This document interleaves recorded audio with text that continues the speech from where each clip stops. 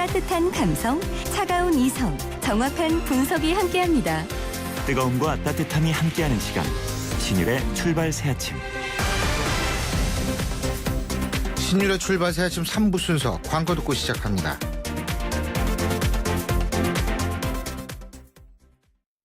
거울아 거울아, 누가 이 세상에서 가장 이쁘니? 2588 홍대동 김수미. 나? 아니, 나는 전화를 더 잘 받잖아. 나 경력자야. 미스 할매도 좋지만 대리운전 고객님 전화 받는 게 더 좋아. 잘생겼다 잘생겼어. 2588 옷보다 2588.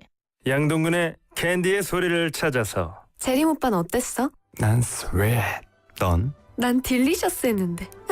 이 소리는 캔디 크러쉬에 빠진 송재림 김소은 커플이 사탕 타령하고 있는 소리입니다. 사탕해? 그럼 다운해. 내 삶의 스윗 소다, 캔디 크러쉬 소다. 전체 이용가.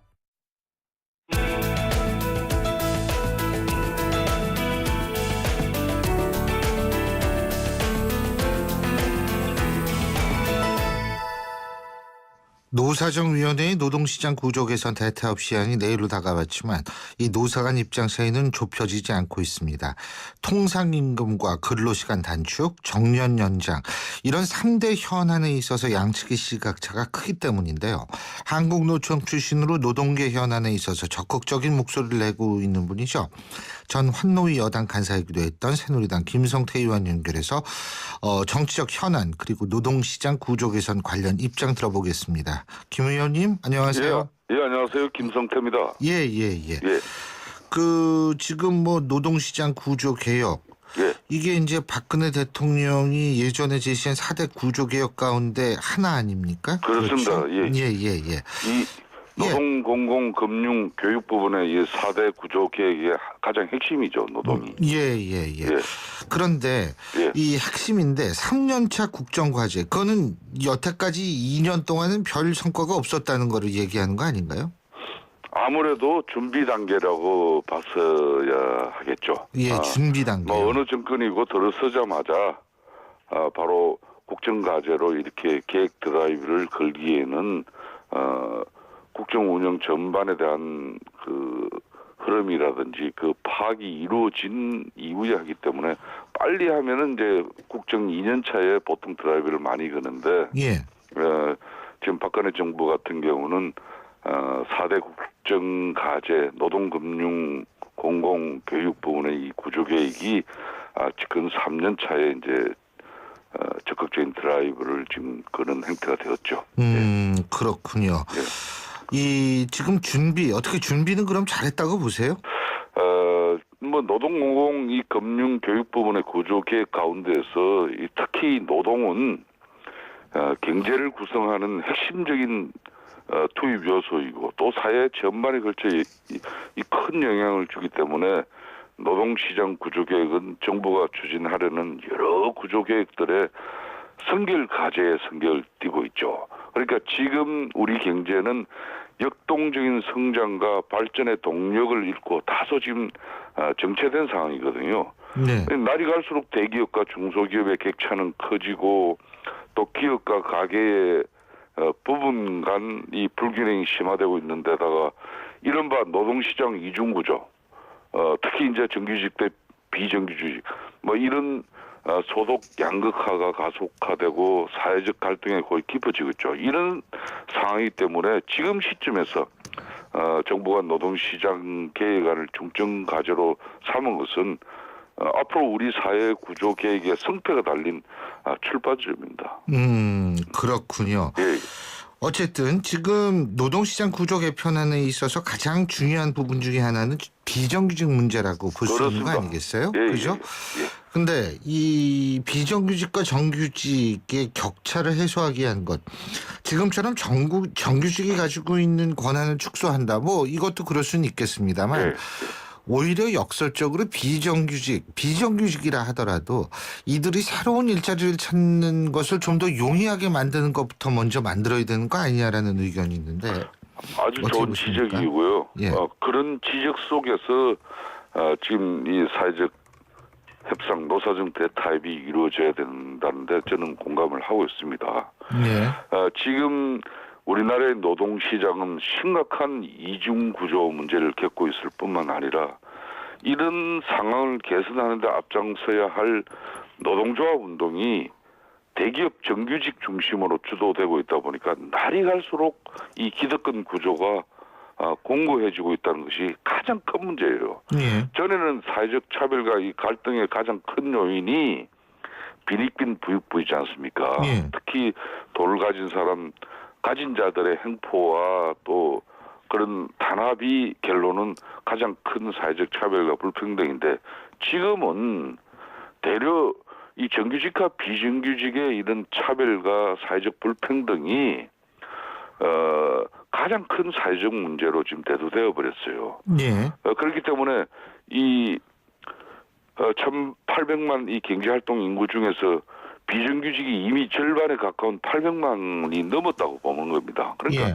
그런 반면에 대기업 정규직은 10%밖에 안 되거든요. 그러니까 비정규직 문제를 우선적으로 해결하지 않고는 사회적 갈등과 차별, 불평등을 해소할 길이 없는 것이죠. 예. 그래서 지금 1차 노동시장을 가령 대기업 정규직이라고 보면은 이 전체 불안정한 노동시장 구조의 개선을 위해서는 1차 노동시장의 유연성을 이야기하지만은 어디까지나 2차 노동시장, 그러니까 2차 노동시장은 중소기업이나 비정규직을 말할 수 있는 건데 결론은 2차 노동시장의 안전성을 제고하는 방향으로 가야 된다는 것이죠. 안전성 제고. 지금 이제 현재 비정규직 문제에 있어서 2년인 사용기간은 4년까지 연장하고 정규직 미전환 시 전체 사용기간 중 임금의 10%를 이직수당으로 주는 쪽으로 이제 방안이 마련되고 있다고 하는데 예. 이거 효과가 있다고 보세요? 그 부분에 대해서는 지금 현재 정규직 되려고 2년을 힘들게 견디면서 기다리는 젊은이들에게 이제는 4년을 기다리라는 것은 매우 가혹한 이야기입니다. 아 근데요 잠깐만요. 예. 말씀 중에 죄송한데 예. 2년 뒤에 지금 정규직으로 전환되는 비율이 낮지 않습니까? 아주 낮죠. 아주 낮죠. 그러니까 뭐 2년을 기다리나 4년을 기다리나 기다리는 건 마찬가지 아니에요. 예. 예. 그래서 이제 이 기간제 사용 기간이 가령 2년에서 4년으로 늘어나면 대부분 기업들은 우선 계약직으로 4년간 써본 후에 정규직 채용을 결정하려 할 것입니다. 분명히. 그렇게 되면은 정규직 채용 기회는 오히려 줄어들고 결과적으로 정규직 전환을 더 어렵게 만들 것이라는 그런 우려가 큰 것이죠. 예. 그러니까 비정규직으로라도 2년 더 근무할 거냐 이렇게 물을 것이 아니라 정규직으로 전환해서 안정적으로 근무할 수 있는 방향을 찾았어야 한다고 저는 보고 있죠. 그리고 사실은 이게 2년마다 해고가 이제 4년마다 해고로 그거밖에 변한 게 없지 않습니까? 그래서 저는 이 문제는 좀 접근에 어떻게 보면은 4년이라도 비정규 신분이지만은 좀 안정스럽게 일하고 또 해고의 어떤 불안에서 그래도 기간을 연장시켜가는 그런 주장을 하시는 분들의 이야기를 일부는 들을 수 있겠지만은 이는 근본적인 문제 해결이 아니죠. 네. 그러니까 이게 흔히 말하는 비정규직법이 노무현 대통령 당시에 만들어진 건데 지금 이제 새정치민주연합의 이 노동 전문가들도 하는 이야기 한결같이 이 비정규직법을 만들면서 2년 계약 기간 정해놓으니까 2년 쓰고 그 이후에는 이제 잘라야 된다는 그런 법으로 돼버렸지 않습니까? 네. 정규직 전환을 그때 강력한 정부의 정책적 의지를 가지고 가야 되는데 이걸 어느새부턴가 그냥 비정규법은 2년 근무시키고 자르는 법이 돼버렸거든요. 그러면 지금 또 정부에서 4년 일하고 자르는 법으로 가면은 그렇죠. 이건 별 진전된 성과로 볼 수 없다는 그런 문제점이 있어요. 더군다나 35세 이상이 4년까지요. 근로자가 예. 원할 경우 한다고 그러는데 예. 35세 이상이 4년 근무하고 나면 40인데 예. 40에는 사실 일자리 얻기가 더 힘들죠. 그렇습니다. 예? 이 구조적으로 사실은 굉장히 오히려 비정규직을 더 어렵게 만드는 상황이 되는 것 아닌가 이런 걱정이 되는 게 사실이에요. 예, 그렇습니다. 그러니까 이게 도대체 현실을 물론 고려하고 법을 만들려고 하겠지만 일반 시장에 있어서의 움직임하고는 좀 차이가 있나라는 생각이 들어요. 그렇습니다. 그러니까 지금 대한민국의 사회상은 대기업 정규직에 들어가면은 행복한 가정이 설계가 이루어지고 또 자녀들의 교육 문제도 해결되고 또 본인들의 노후 문제도 해결될 수 있는 그런 아주 탄탄한 구조가 대기업 정규직이라면은 거의 90%에 달하는 이런 중견 내지는 중소기업 또 그나마 비정규직 여기는 상당한 불안감을 가지고 있죠. 그런데 이 문제 근본적인 문제 해결은 장기적으로 사업장에서 상시 지속적인 업무를 수행하는 근로자들에 대해서는 정규직으로 고용하도록 할 필요가 있고 이렇게 근로자들의 고용의 불안정을 해소하는 것이 기업의 성과에도 훨씬 긍정적이라는 연구 결과가 이미 많이 나와 있어요.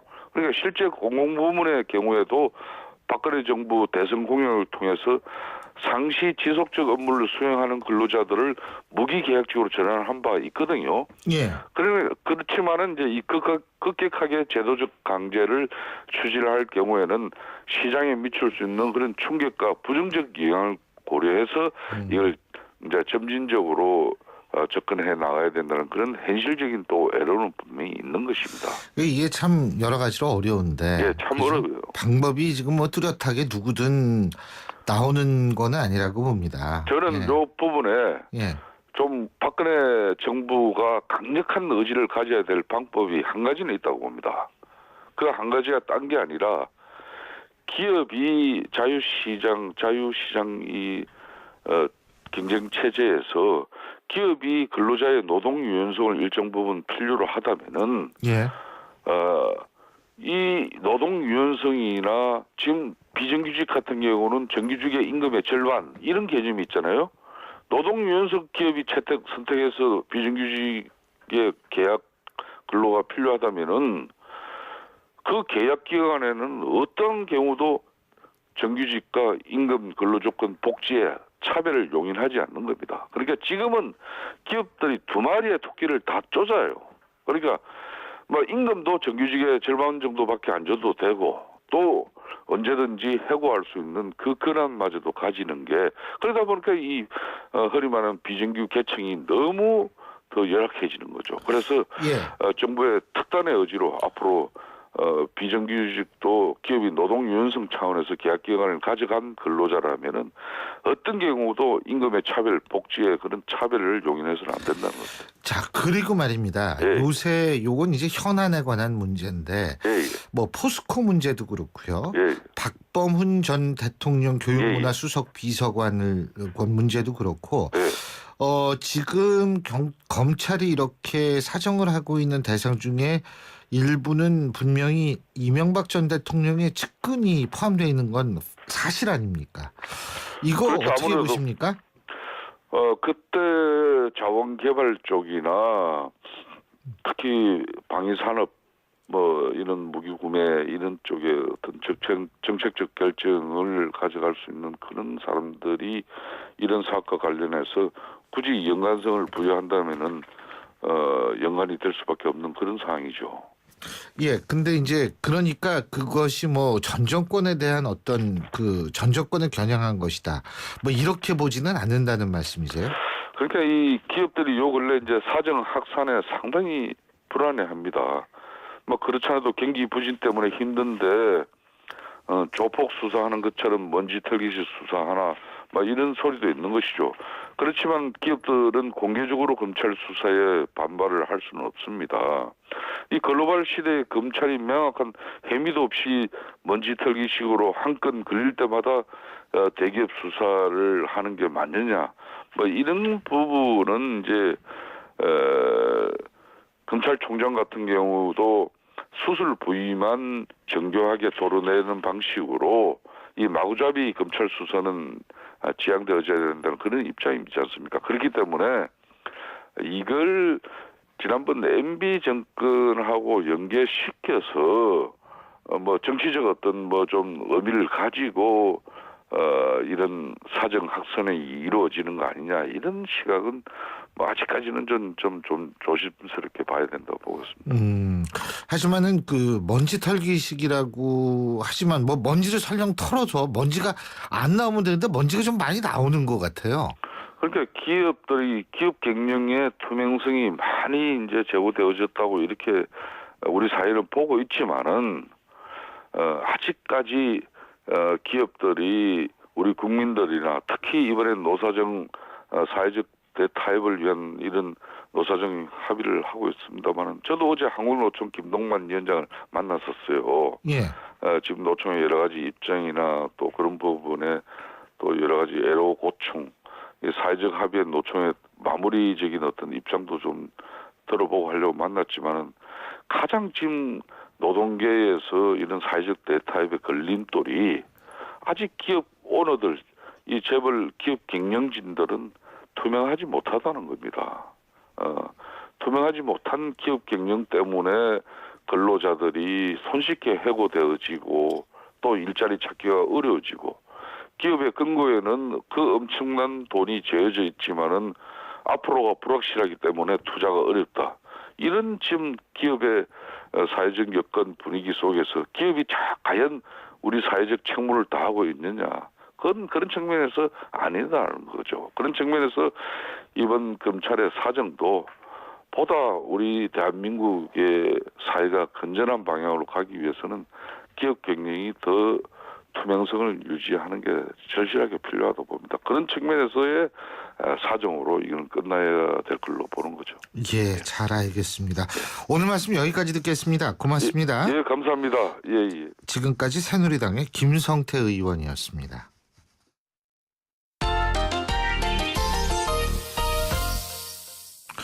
스포츠 소식 알아보겠습니다. 경향신문 김세훈 기자 연결합니다. 김세훈 기자, 안녕하십니까? 네, 안녕하세요. 예, 자 오늘 첫 소식 어떤 것부터 얘기해 볼까요? 네, 프로야구부터 말씀을 드리죠. 네, 프로야구가 지난 주말에 이제 개막을 했습니다. 그래서 2경기씩을 치렀는데 기아가 2연승을 지금 거두고 있습니다. 예. 기아가 어제 LG하고 경기를 가졌는데요. 5대6으로 뒤진 9회 말 무사 1루 점수를 올리지 못하면 경기가 지게 되는 상황이었죠. 예. 거기 LG 마무리 투수 봉준군이 나왔는데 그때 브렛 힐이라는 외국인 선수가 끝내기 투런 홈런을 쳤습니다. 예. 그러면서 어제 기아가 7대6으로 LG를 꺾었고요. 그러면서 기아가 그 전날에도 그 이범호 선수가 솔로 홈런을 치며 승리를 거뒀거든요. 예. 그러면서 기아가 2연승을 거뒀습니다. 기아가 지난 시즌에도 성적 부진하고 해서 감독도 김기태 감독으로 교체가 되고 올 시즌 전지훈련에 치른 경기에서 별로 좋지 않고 그래서 조금 어려운 시즌이 되지 않을까 이렇게 예상을 했는데요. 예. 개막 2경기에서 승리를 거뒀고 특히 브렛 힐이라는 선수가 지난해에도 한 3할 1푼 정도 치고 홈런 19개를 친 선수예요. 네, 어제 홈런을 2개를 쳤습니다. 예. 한 번은 3런 홈런, 마지막에 투런 홈런. 그래서 홈런 2방으로 타점 5개를 올렸고요. 최희섭 선수도 어제 홈런 하나 쳤어요. 예. 그러니까 기아 입장에서는 승리 2경기 모두 이긴 것도 좋고 또 브래드 필이나 최희섭 선수 홈런포를 가동을 하면서 타력도 확인한 것도 아주 고무적이었죠. 그렇군요. 지금 야구 말씀하시니까 그런데 우리가 야신이라고 불리우는 김성근 감독 있지 않습니까? 예? 네. 일부에선 한화가 김성근 감독을 이겼다 이런 얘기도 많이 하는데. 예? 네. 근데 어쨌든 만년 꼴찌팀 한화가 실제로 많이 달라졌다는 평가를 받고 있는 것 같아요, 지금. 네, 그렇습니다. 일단 개막전에서는 넥센은 연장전까지 가고 졌는데요. 근데 어제 경기, 두 번째 경기에서는 넥센을 5대3으로 꺾었습니다. 예. 그래서 김성근 감독이 상당히 투수 교체를 발빠르게 하면서 승리를 거뒀는데요. 두 경기 동안 한화가 일단 2경기입니다. 그래서 이거 갖다 하나가 엄청나게 달라졌다. 이렇게 막 얘기할 수는 없지만 일단 2경기 치르면서 실책이 하나도 없다는 거. 그만큼 이제 김성훈 감독이 겨울 동안 지옥 훈련을 시킨 게 선수들한테 이제 어느 정도 먹히기 시작했다는 거고요. 예. 그리고 지난해는 사실 불펜이 상당히 좋질 않았어요. 그래서 다른 팀 팬들이 아주 한화의 불펜을 상당히 조롱할 정도로 부진했는데 예. 이번에 2연전에서는 11이닝 동안 4실점. 9이닝으로 따진다고 해도 30점 정도밖에 불펜이 내주지 않았으니까요. 예. 그런 면에서 상당히 그 희망을 발견할 수 있는 그러한 그 2연전이었습니다. 김성훈 감독을 뭐 팬들은 갓 성근이다. 뭐 이렇게 얘기를 하고 이제 있는데요. 예. 그동안 하나가 부진했던 게 사실 타력이나 이런 거보다는 짜임새가 없고 수비가 약하고 주루 플레이 이렇게 기본이 약했기 때문에 자주 좀 무너졌어요. 예. 네, 김성훈 감독이 다른 어떤 지도자보다 기본을 상당히 중요시하는 감독이니까요. 어떻게 보면 하나의 약점을 잘 메울 수 있는 지도자가 오면서 하나가 달라지기 시작한 거죠. 그렇군요. 그리고 리듬 체조 요정 손현재 선수 말이에요. 네네. 올 시즌 첫 월드컵 메달을 목에 걸었다 그러죠? 그렇습니다. 포르투갈 리스본에서 월드컵 이번 시즌 첫 대회가 열렸는데요. 이제 월드컵 대회는 4개 종목 합산으로 순위를 매기고 또 4개 종목을 각각 하나씩 이제 종목별로 해서 메달을 따내게 되는데 손현재 선수가 오늘 호프에서 은메달을 따냈습니다. 예. 18.052 예선 때보다 조금 적었는데요. 그래도 은메달을 따내면서 월드컵에서만 12개 대회 연속으로 메달을 따냈고요. 볼에서는 공동 5위, 곤봉에서는 5위, 그리고 리본에서는 공동 6위 이렇게 오르면서 다른 종목에서는 메달 따지를 못했고 4개 종목 합계로 개인 종합이라고 하죠. 4위 올랐습니다. 1, 2, 3위가 모두 다 러시아 선수입니다. 그러니까 러시아 선수들이 1, 2, 3위를 차지했고 그 다음이 손현재 선수인데요. 4개 종목 모두 다 5위 이상의 성적을 거두면서 그 종합 4위 올랐으니까요. 예. 이대로 페이스 유지한다고 하면 다음 내년에 열릴 리우데자네이루 올림픽에서도 메달권 진입을 기대해 볼 수가 있겠죠. 그렇군요. 잘 알겠습니다. 오늘 말씀 여기까지 듣죠. 고맙습니다. 네, 고맙습니다. 경향신문 김세훈 기자였습니다. 안녕하세요. 영화배우 황정민입니다. 유플러스 가족 무한 사랑 들어보셨어요? 가족 중 한 명이라도 유플러스면 온 가족 휴대폰 요금을 매달 할인해 줍니다. 거기다 인터넷까지 유플러스면 LTE 무한대 요금을 최대 반값으로 쓸 수 있습니다. 국내 유일 유플러스 가족 무한사랑 클럽. 지금 유플러스 매장에서 만나보세요. 1, 10, 100, 1000만, 10만, 100만, 1000만, 억, 10억, 100억, 1000억, 조, 10조, 100조. 무려 100조? 구글, 애플, 페이스북 같은 시가총액 100조 이상 기업들만 선별한 대신 100조 클럽 ELS. 대신이니까 ELS도 크게 드립니다. 대신증권 100조 클럽 ELS. 투자 전 설명을 청취하시고 원금 손실에 유의하세요. 신율의 출발 새 아침 3부 순서는 여기서 줄이겠습니다. 잠시 뒤 4부에서 뵙죠. 계절의 여왕 5월 가평 자라섬에서 아주 특별한 무대가 펼쳐집니다. 국내 최대 야외 무대에서 펼쳐지는 아름다운 공연과 화려한 불꽃놀이의 강연 2015 자라섬 불꽃축제. 티켓 문의는 인터파크 1544-1555.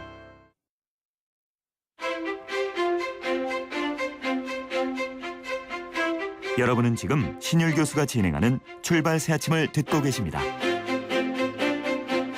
신율의 출발 새 아침 4부 순서 광고 듣고 시작합니다.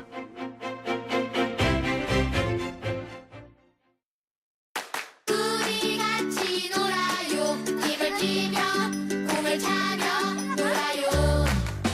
마음껏 뛰어요. 시작에 소리쳐. 오늘 너 아이답게 내일 너 자유롭게 랩퍼 키즈. 양동근의 캔디의 소리를 찾아서. 재림 오빠는 어땠어? 난 스웨트. 넌? 난 딜리셔스 했는데. 이 소리는 캔디 크러쉬에 빠진 송재림 김소은 커플이 사탕 타령하고 있는 소리입니다. 사탕해? 그럼 다운해. 내 삶의 스윗 소다, 캔디 크러쉬 소다. 전체 이용가. 피자 가격이냐 맛이냐 그것이 문제로다. 광수씨, 피자헛에선 둘 다 포기하지 마세요. 크랩 시림프, 포테이토 소시지, 치즈, 갈릭 불고기 5천만이 사랑하는 토핑만 올려 더 맛있는 피자. 두 판 주문 시 한 판 9,900원. 피자헛.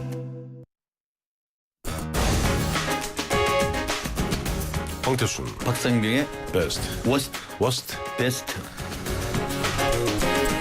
예, 뭐 날로 이제는 뭐 제가 전혀 개입을 하지 않아도 두 분이 이렇게 짝짝 맞아가지고 이렇게 해주시는 걸 보면 그냥 저로서는 고마울 뿐입니다. 예. 제가 아침에 우리 저 신 교수님 보면서 헤르베르트 폰 카라야를 보는 것 같았어요. 까만 저 터틀넥에다가 까만 옷 입고 보면 저하고 박상용 박사를 가리키면서 연신 손을 갖다 휘두르시는 게 마치 카라얀 같았어요. 아유, 별 말씀은 두 분은 그러면 뭐가 돼야 되시나? 이게 참 수석 바이올리니스트가 되셔야 되나?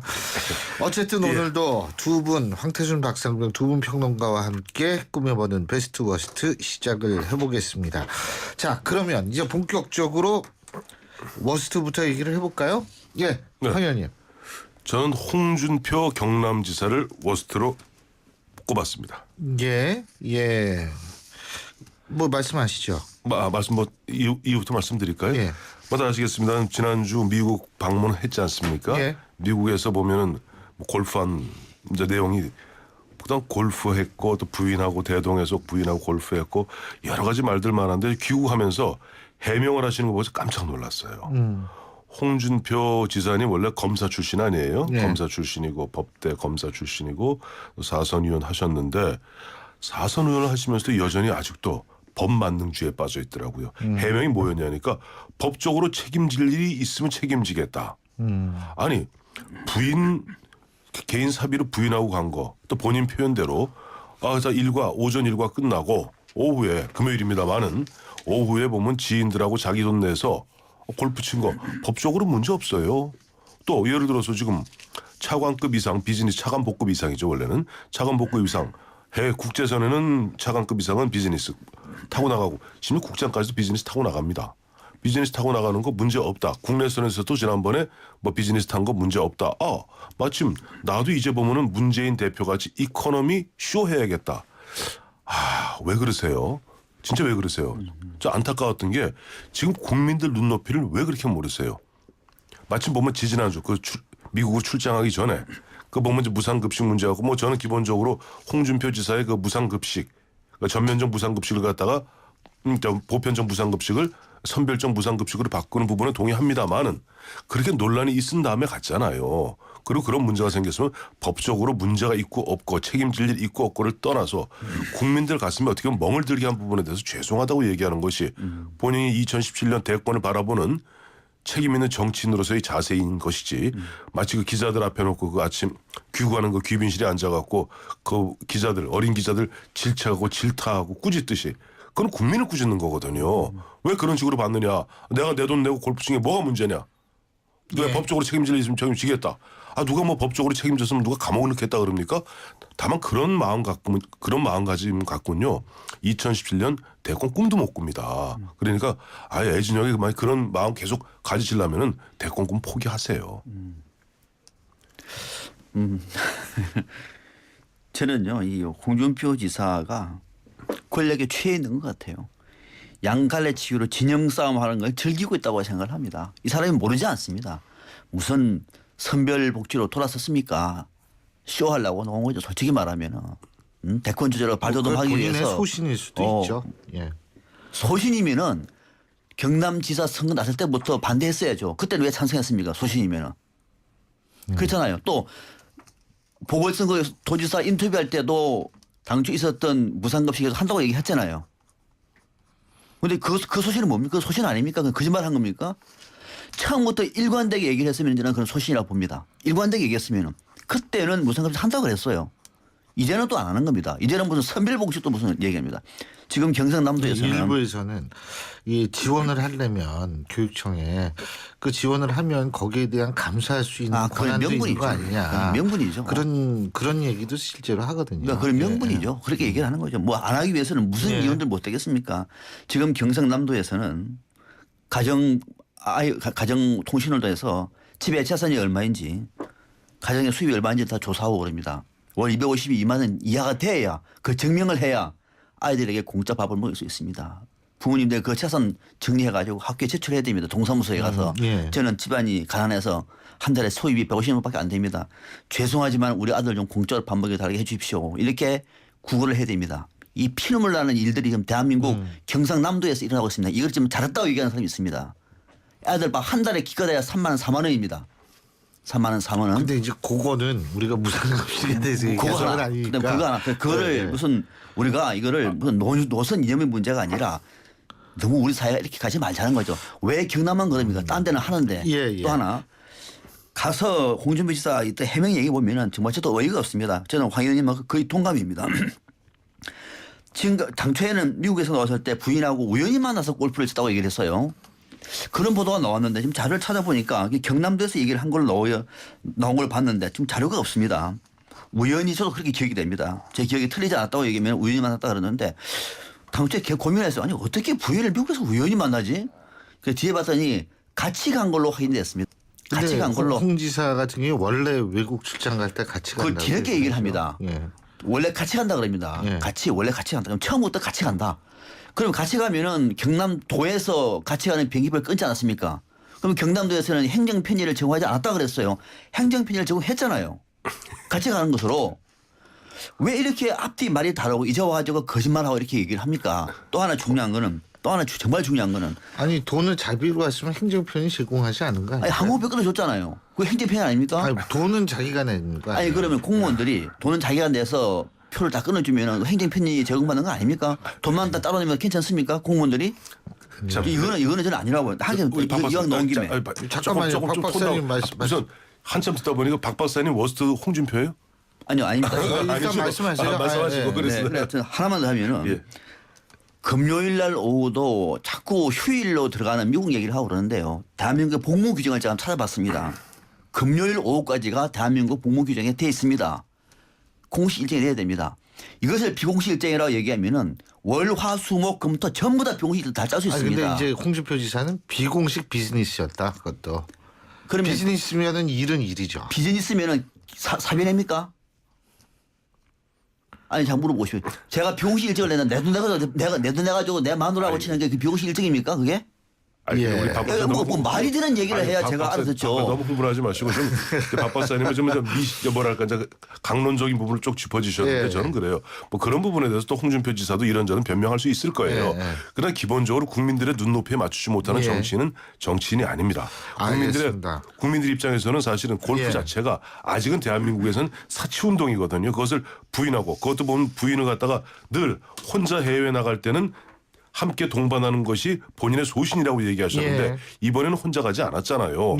17명, 본인 빼면 16명, 그중에 공무원 11명, 기업인 5명, 그 여럿이 간 거고 만약 본인의 주장대로 한다면은 혼자 갈 땐 늘 데리고 다녔고 여럿이 갈 때는 안 데리고 다녔다. 옛날 국회의원 때도 이렇게 얘기했는데 그러면 이번에 같이 간 그 11명의 공무원들과 5명의 그러면 기업인들은 사람 아닙니까? 여럿이 안 갔습니까? 그러니까 앞뒤 안 맞는 얘기하지 마시고 이런 부분은 원래 홍준표 지사는 좀 어떻게 보면 좀 뭐 동키호테라는 표현도 있지만은 쿨한 측면이 있잖아요.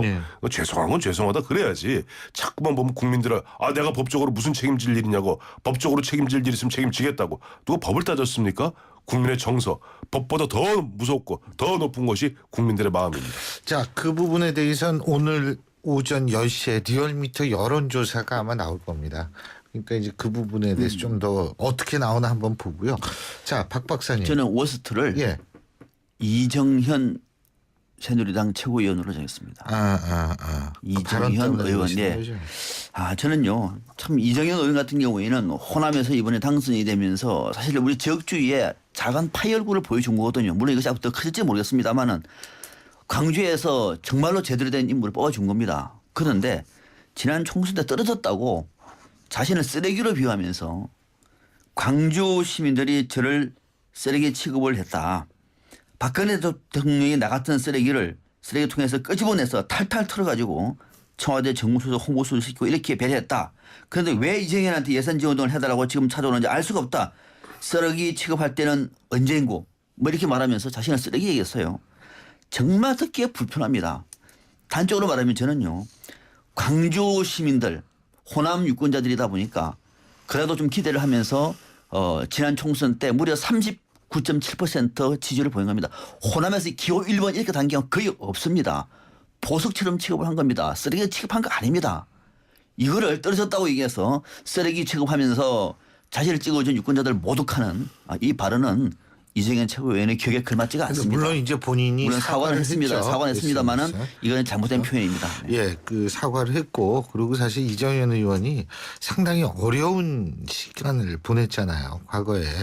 그리고 또 광주 전남 지역에서 많이 떨어졌고 한 번 떨어지고 그렇게 된 거는 아니었고. 그러니까 2004년은 노무현 대통령 탄핵 역풍이 불 때였어요. 열린우리당 나오고. 그때 보면 2004년만 해도 이정현 현 최고위원은 사실 무명이었습니다. 당시 한나라당에서 부대변인 하고 무명이었거든요.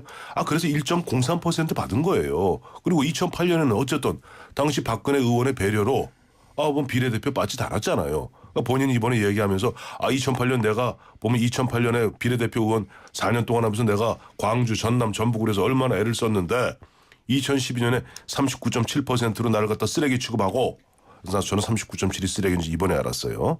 39.7 하고 그다음에 아까 박 박사님 말씀해 주셨습니다마는 듣기에 따라서는 굉장히 배은망덕한 얘기예요. 왜냐하니까 광주 서울에서 39.7을 받았기 때문에 작년 보궐선거 때 순천 곡성에서 당선될 수 있었던 거거든요. 그렇습니다. 그런데 이제 와서 날 쓰레기 취급하고 가장 보면 사람 유권자들이 가슴 아픈 얘기가 너희 나 쓰레기 취급할 때는 언제 하고 이제 와서 내가 최고위원하고 하니까 와서 나한테 굽신거리고 손 벌려? 그렇게 얘기했잖아요. 지금 가로 닫고 가로 열고. 그런 식으로 얘기하는 더 사실 안 좋은 이야기는 거기다 또 지역 감정까지 부추겼어요.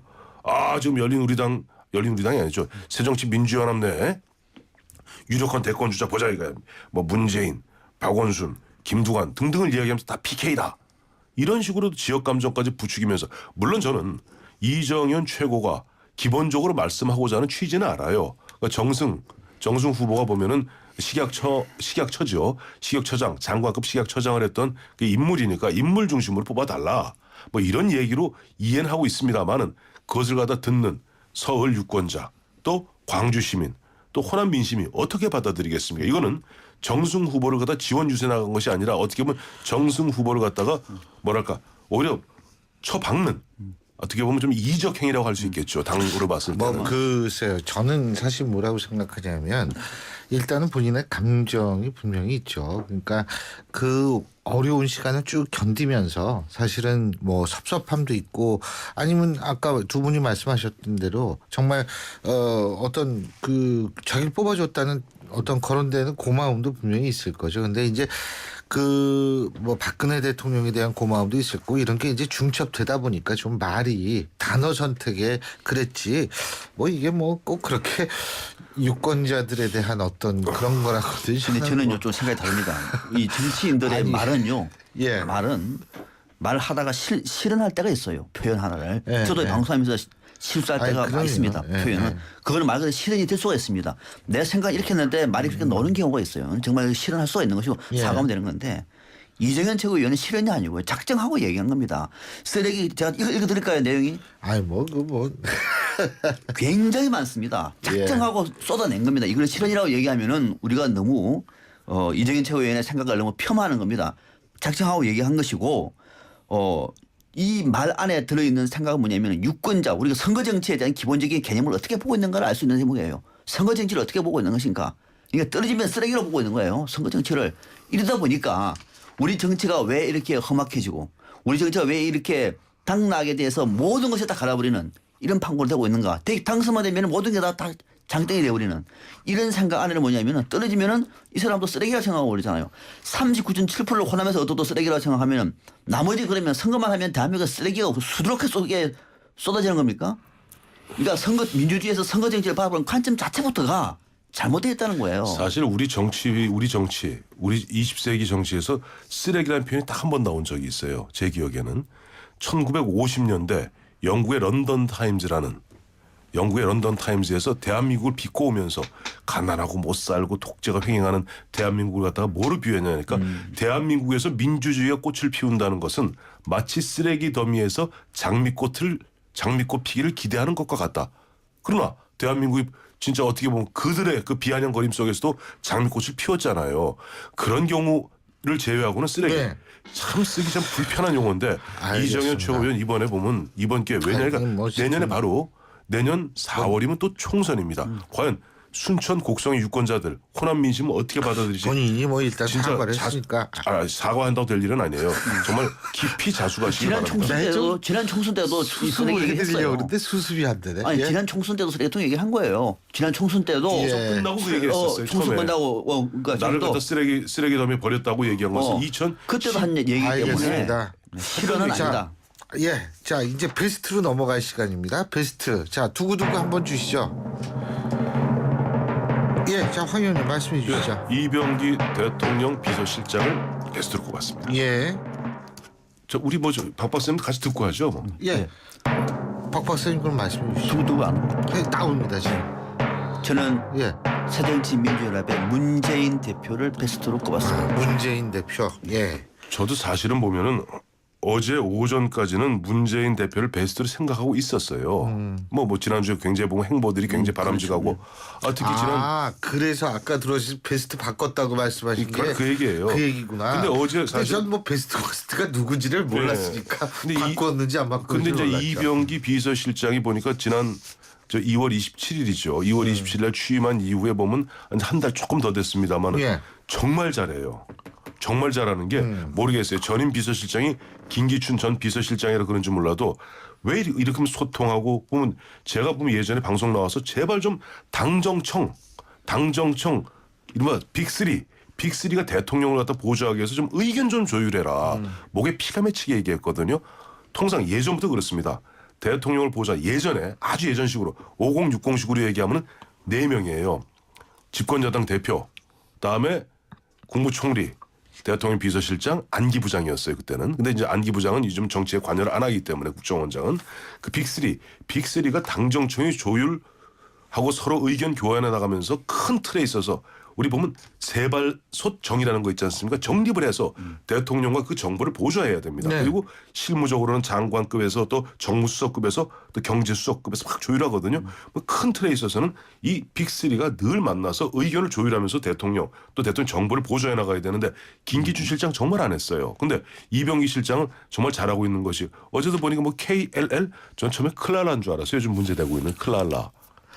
근데 하여튼 문제가 아니고 그 소속사가 문제가 KL은 전혀 다른 뜻이죠. KLL이 그 약자인 줄 알았다. 그러니까 클랄라. 근데 어쨌든 김무성, 소속사가 그다음에 이병기, 이완구 이 세 분 빅3가 보면은 비공식적 모임 만나서 크게 조율하고 또 경우에 따라서는 뭐 부총리 또 원내대표까지 끼워서 그리고 비공식 아주 공개하고 공식적인 모임이 아니라 비공식적으로 의견을 조율하면서 큰 틀에 있어서 국정 운영을 좋다 해가고 있고 그 중심에 이병기 실장이 서 있다는 측면에서 취임 한 달 됐습니다마는 이병기 실장 베스트를 꼽았습니다. 돋보이 인정합니다.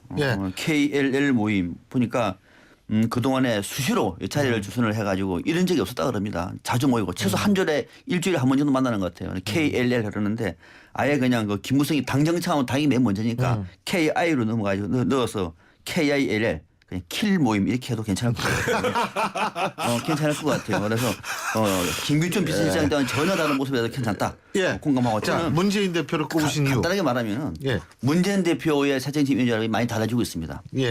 두 가지 측면에서 넣습니다. 하나는 당내 이제 안정을 취하고 있습니다. 아직까지는 안정 국면입니다. 뭐 혁신 이런 건 다음에 문제고 안정을 좀 찾아가고 있죠. 뭔가 당의 모습을 갖추고 있다. 쉽지 않은 작업인데 지금 벌써 딱 이번에 50일 맞았습니다. 나름대로 안정감을 취하고 있는 모습도 잘하고 있고 그 안정감에 대해서 문재인 대표도 외연을 넓히기 위해서 안보라든지 경제 문제와 관련해서 상당히 전향적인 자세를 취하고 있는 모습은 당 대표로서의 모습으로서 또 대선 주자로서의 모습으로도 이거는 괜찮은 것이다. 이 정도면 아직까지는 새정치민주연합에 희망이 있다. 그래서 지난주에 행보를 볼 때 문재인 대표는 이번에 베스트 해도 손색이 없다. 그래서 꼽았습니다. 그래서 3월 26일이죠. 우리 천안함 폭침 5주기. 그 즈음에서 해병대 이제 해병 2사단인가요? 방문하신 자리에서 이런 얘기했어요. 천안함 폭침과 관련해서 북한의 잠수정이 몰래 와서 쏘았다. 그야말로 야당 5년 만에 처음으로 야당 대표가 천안함 폭침을 갖다가 인정하는 말씀. 그 말씀하시고 나니까 사실 당내에서도 반발이 조금 있어요. 뭐 정청래 최고라든가 뭐 서른 의원 같은 경우는 조금 반발 내지는 좀 불편한 심기를 갖다 노골적으로 드러내고 있음에도 불구하고 앞서 말씀하신 대로 어떤 안보 문제에 있어서는 어쨌든 큰 중심에 좀 우크릭하고 있고 또 보면은 그동안 야당이 보여주었던 것이 반대만을 위한 반대 뭐 이런 느낌을 주었는데 보면 경제 정책 정당으로서 탈바꿈하기 위해서 뭔가 좀 노력하는 모습 이러한 모습들이 문재인 대표 본인이 이렇게 얘기했죠. 쑥과 마늘 50일째 먹고 있는데 앞으로 50일 더 이렇게 드시면은 4.19 재보선 결과도 좋을 거고. 곰이 되시겠네. 그다음에 아니죠. 곰이 인간이 되죠. 죄송합니다. 모르시면 안 됩니다. 그렇죠. 그렇군요. 평상시 마음속에 깔려 있던 거 아니에요? 아닙니다. 전혀 아닙니다. 예. 그러고 보니까 체질 개선이 된다 이런 말씀이시군요. 그렇습니다. 예. 오늘 말씀 여기까지 듣겠습니다. 고맙습니다. 네, 감사합니다. 예, 지금까지 황태순, 박상병 두 분 정치평론가와 함께했습니다.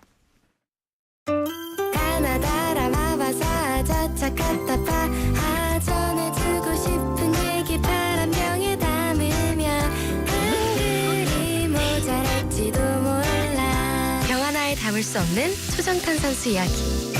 파란을 일으키다. 초정탄산수. 하얀 쌀에 옛 어머니의 지혜가 더해지면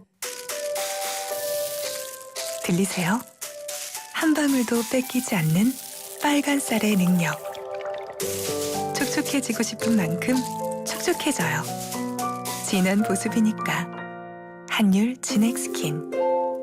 양동근의 캔디의 소리를 찾아서. 재림 오빠는 어땠어? 난 스웨트. 넌? 난 딜리셔스 했는데.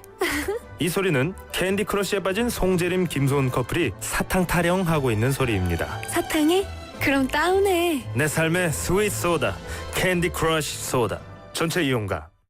우리 같이 놀아요. 입을 끼며 꿈을 차며 놀아요. 마음껏 뛰어요. 신나게 소리쳐. 오늘 너 아이답게 내일 너 자유롭게 랩파 키즈. 예, 신율의 출발 새 아침 월요일 순서는 여기서 모두 줄이겠습니다. 오늘 다시 일주일이 시작되는 날이죠. 이번 일주일도 여러분 오늘 하루같이 힘차게 한결같이 행운만이 함께 하시기를 바라겠습니다.